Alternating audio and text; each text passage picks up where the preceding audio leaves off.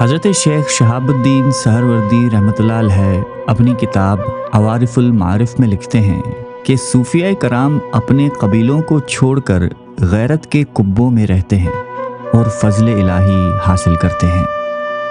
خواجہ خواجگاں قطب العارفین خواجہ غریب نواز حضرت خواجہ سید معین الدین چشتی اجمیری رحمۃ اللہ علیہ کا شمار بھی انہی جلیل القدر صوفیہ اور اولیاء کرام میں ہوتا ہے۔ اجمیر شریف راجستان بھارت میں واقع وہ عظیم خطہ ہے جہاں سے آپ رحمۃ اللہ علیہ کا فیض پوری دنیا میں پھیلنا شروع ہوا۔ خواجہ معین الدین چشتی رحمۃ اللہ علیہ کے والدین سید و سادات گھرانے کے چشم و چراغ تھے اور ان دونوں ہستیوں کا شجرہ نسب حضرت علی مرتضیٰ کرم اللہ وجہہ سے جا ملتا ہے۔ والدہ ماجدہ کی طرف سے خواجہ معین الدین چشتی رحمۃ اللہ علیہ کا سلسلہ نسب حضرت امام حسن، جبکہ والد کی طرف سے سلسلہ نسب سید الشہداء حضرت امام حسین علیہ السلام سے جا ملتا ہے۔ جب آپ رحمۃ اللہ علیہ کی عمر صرف 15 سال ہوئی تو آپ کے والد محترم کا انتقال ہو گیا اور آپ شفقت سے محروم ہو گئے اور اکثر غمگین رہنے لگے۔ ایسے لمحات میں آپ کی والدہ ماجدہ حضرت نور بی بی رحمۃ اللہ علیہ نے بڑی استقامت اور حوصلے سے آپ کی ڈھارس بندھائی اور آپ کو سمجھایا کہ اے میرے شہزادے، زندگی کے سفر میں ہر مسافر کو تنہائی کی اذیتوں سے گزرنا پڑتا ہے۔ اگر آپ ابھی سے اپنی تکلیفوں سے غمگین ہو گئے تو زندگی کے دشوار راستے کیسے طے کرو گے؟ یاد رکھو، آپ کے والد محترم کا ایک ہی خواب تھا کہ ان کا بیٹا علم و فضل میں کمال حاصل کرے، اس لیے آپ کو ان کا خواب تعبیر کرنے کے لیے اپنی تمام تر صلاحیتیں علم کو حاصل کرنے کے لیے صرف کرنی چاہیے۔ والدہ ماجدہ کی تسلیوں سے حضرت خواجہ معین الدین چشتی رحمۃ اللہ علیہ کی طبیعت کچھ سنبھل گئی اور آپ علم کو حاصل کرنے کی جستجو میں لگ گئے، مگر سکون و راحت کی یہ مہلت بھی زیادہ طویل نہ تھی۔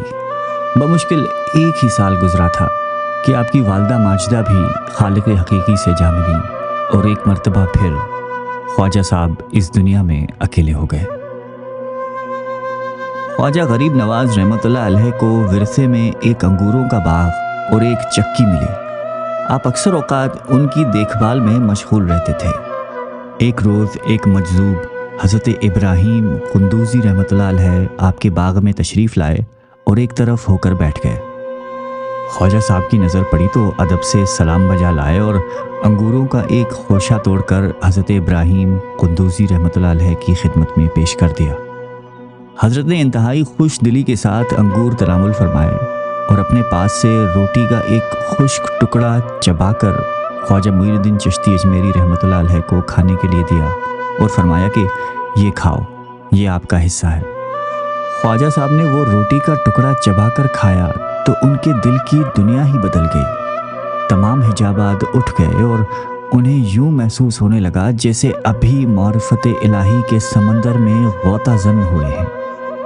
اس کے بعد خواجہ معین الدین چشتی اجمیری رحمۃ اللہ علیہ نے حصول علم کے غرض سے سمرقند، بخارا، بغداد شریف، ملتان شریف، نیشا پور، تبریز، خزان، استراباد، بلخ اور سبزوار سمیت دیگر علاقوں کا سفر اختیار فرماتے ہوئے حضرت شیخ عبد القادر جیلانی، شیخ نجم الدین رحمۃ اللہ علیہ، شیخ شہاب الدین سہروردی رحمۃ اللہ علیہ، خواجہ اجمل شیرازی رحمۃ اللہ علیہ اور دیگر اولیاء کرام سے فیض حاصل کیا۔ جب اللہ کے پیارے نبی صلی اللہ علیہ وآلہ وسلم نے حضرت معاذ بن جبل اور حضرت ابو موسیٰ اشعری کو تبلیغ کے لیے یمن روانہ کیا تو یہ ہدایت فرمائی کہ دین کو آسان کر کے پیش کرنا، سخت بنا کر نہیں، لوگوں کو خوشخبری سنانا، نفرت نہ دلانا اور آپس میں ہمیشہ برابر رہنا، اختلاف نہ کرنا۔ تو حضرت خواجہ معین الدین چشتی اور ان کے تینوں خلفائے کرام حضرت بابا قطب الدین بختیار کاکی رحمۃ اللہ علیہ، حضرت بابا فرید الدین گنج شکر اور حضرت خواجہ نظام الدین اولیاء نے اسی فرمان اور ہدایت کو ہمیشہ پیش نظر رکھا اور اپنے حسن سلوک سے لاکھوں غیر مسلمانوں کے دل جیت لیے اور آج بھی کروڑوں دلوں پر حکومت کر رہے ہیں۔ حضرت معین الدین چشتی رحمۃ اللہ علیہ ہندوستان کے امام طریقت تھے۔ آپ ہی سے ہندوستان میں علوم و معرفت کا آغاز ہوا۔ آپ کی کرامات بہت زیادہ ہیں، حتیٰ کہ کہتے ہیں کہ جس پر نظر ڈالتے وہ صاحب معرفت ہو جاتا۔ آپ کو علوم ظاہریہ و باطنیہ دونوں ہی میں کمال حاصل تھا۔ آپ کے فقر، اخلاق کی پاکیزگی، صاف ستھری زاہدانہ اور بے تما زندگی، ایمان اور یقین کی قوت، خلق خدا کے ساتھ ہمدردی اور بلا تفریق مذہب و ملت، انسان سے محبت، انسانیت کا احترام اور جرات ایمانی دیکھ کر مخالفین تو ایک طرف، دشمن بھی دوست بن گئے۔ آپ کے نزدیک اولین ضرورت شریعت کی ہے، یعنی صدری حیثیت سے اس اخلاق کی تکمیل یہ ہے کہ سالک اپنے ہر کردار میں شریعت کا پابند ہو۔